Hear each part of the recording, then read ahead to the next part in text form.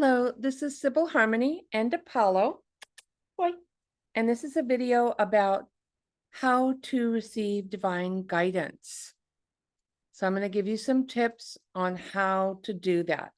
First of all, let's say hello to Apollo. Here's my boy, Doggy. There he is. You want your ball? So animals, I'll give it to you in a minute. First you have to, oh, he's going to take it anyway because he knows I won't do anything. So animals are not blocked. They naturally tune their instincts. They can smell it. They tune into more than just their eyes and ears, and even more than their sense of smell. They just know things. And that's a psychic ability. And we used to have that. So in many ways, animals are more evolved than we are. But you want your ball? You want the ball? Okay. Yeah, because they just know things. They know if a person is scared or loving. My dog can tell if somebody's heart's open, he'll walk right up to you. If your heart chakra, your heart chakra, the center of love, if your heart chakra is not open, he couldn't be bothered. He'll just walk right by. Yeah.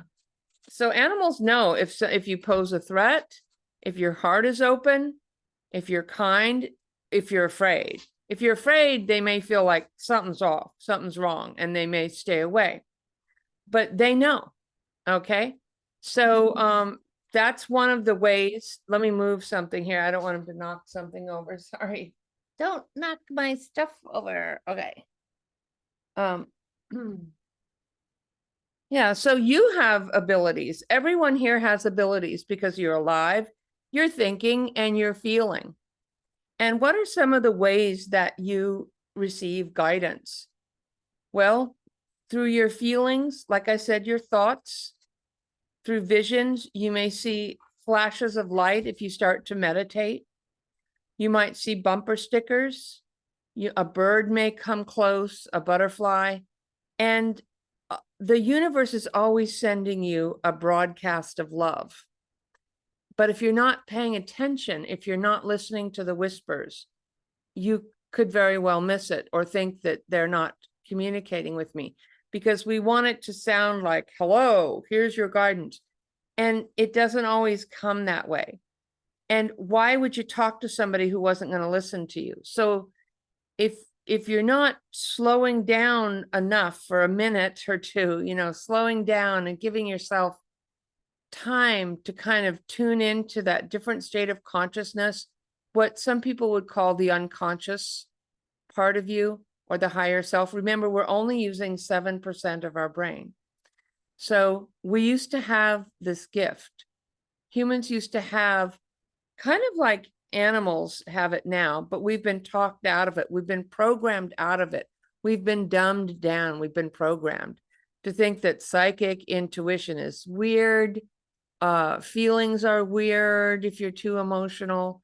And that all that stuff is scary. You might see a ghost or a boogeyman, all of that. Or that you'll be like in the witch trials, you'll be disowned and exiled from the community, or worse, your very life could be, and your family and children could be lost, and you could suffer, horribly if you were different. Okay. And so that's what happened in the witch trials. And that's very much indoctrinated in our society, where everybody tries to fit in. I remember dropping my stepdaughter off at school, and she wanted a gray hoodie and skinny jeans and a specific type of tennis shoes so she could fit in. So we got her that. But when I went to pick her up, there was a whole group of them, and they all had the same hoodies and the skinny jeans and the same tennis shoes. And I was like, oh my God. And then they all moved in a group. They went, move this way, and kind of shuffled their feet and went over that. I was like, oh my God, what has happened? And my grandkids used to say to me, why aren't you normal? Because they're afraid, kids need to fit in. But that's programming too, that if you're weird or different, you won't be liked or accepted. And on some level, if you're not liked or accepted and you're exiled from community, you have no friends, you have no love, you have no life. What's the point of even being here? I mean, it's quite extreme. It's equivalent to a type of a death if you can't fit in to many children. And so what I like to do is teach people that it's really, you don't want to abandon yourself. It's not about fitting in. It's about loving yourself. And when you love yourself and you're okay with you, you're comfortable in your skin, then your real friends will show up. And if they don't, it's okay. But they will. They will. Because you'll vibrate with people like you.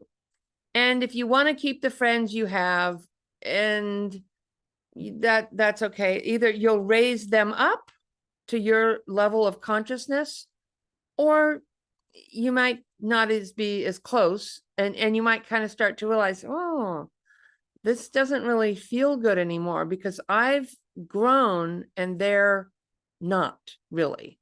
Or they may, like I said, move and come up to where you are, but we're not, but you can still love them and be friends with them and hang out with them, but you might not want to as much because we vibrate together with other people who are vibrating it in our same, or people who are vibrating in a higher vibration. We're drawn and attracted to them. So when I opened my heart, people were knocking at the door and can just want to come over and just sit here like all day and just like, can we hang out? Can we? So if you're feeling, one thing might be to look at, like, are you good company for yourself? Your feelings are a part of your ability to have intuition and to receive guidance. Okay. You'll never receive any guidance from a higher being that's hurtful or disrespectful or disempowering or invalidating. Your guides will always give you good messages. If you hear something else, it's just like turn the radio dial, turn it off of K crap. Is it, can I say that? And put it on, like tune it into, just by using your intention, or even visualizing a dial. Let's change the radio station. So you can have fun with it. You can play with it like that. And so if you're not seeing or hearing or things, or you see things, but you don't understand what they mean, I live in the world of symbology. Everything is symbolic to me.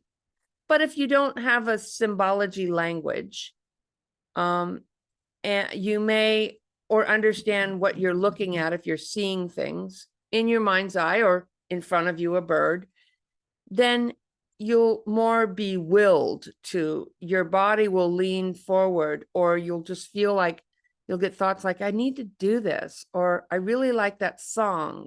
It feels like there's a reason I keep hearing that song, or I keep running into the same kind of people. Or so the universe is always helping you to grow. And I like growing through joy and love and excitement and fun, rather than, I used to learn a lot about pain and suffering and sorrow and all that, because I didn't know any better, because I was vibrating on kind of drama and trauma, because that's the childhood that I had. So, or a large part of it anyway. So there are crystals to help you. This is a labradorite crystal. I have an angel light crystal over here, which is connecting with angel energy. And so there are many crystals that will help you connect. You can get messages through dreams, your thoughts, your feelings being willed to do something or to listen to something. And you probably kind of already know what the guidance is that you're getting, but maybe you're not listening to it. Like, oh, a lot of times when I do readings, people say, oh, I knew that, I was getting that, but you just ignore it or dismiss it because you don't think you can receive a message, but you can. you can. But it's really important to develop a relationship of trust with the guides that are sending you messages, so that you know that it, you know what that feels like, you know what that looks like, you know how that is, and then you can trust it. I trust my guides with my life, with everything. With, if they tell me to do something that I don't think I can, or it's pushing me a little, I'm like, really? I do, kind of check in with them about that. But for the most part, I trust them 100%. It's not really, I trust them 100%, but am I getting the right interpretation of the message? And so I show people how to kind of look behind the, like, people present a picture to you. Let's look behind that. Let's see what's really going on here. So it's like if you had a home and it had a beautiful front door and a floor, a bottom floor, a first floor, but that's all you knew was there. You didn't see that you have all these other floors and places and rooms and this beautiful garden that you've never been in before, because your consciousness is only seeing that one level. So when you do this work, you start to grow up spiritually, and you tune into that constant state of guidance, and then you discover there's all these things that I never realized were there, that you have them too. We all do. It's just a matter of tuning in. And any life that's led, while you're being led through divine guidance and making good choices, not making choices out of fear or lower energies. And you might just think, I'm not doing that. Well, really? Because how are the choices that you made? How is it going? Is it going good? Because if it's going good, you probably are getting, you're listening to your intuition, that gut feeling. You're tuned in, dialed in, and tapped in, and okay.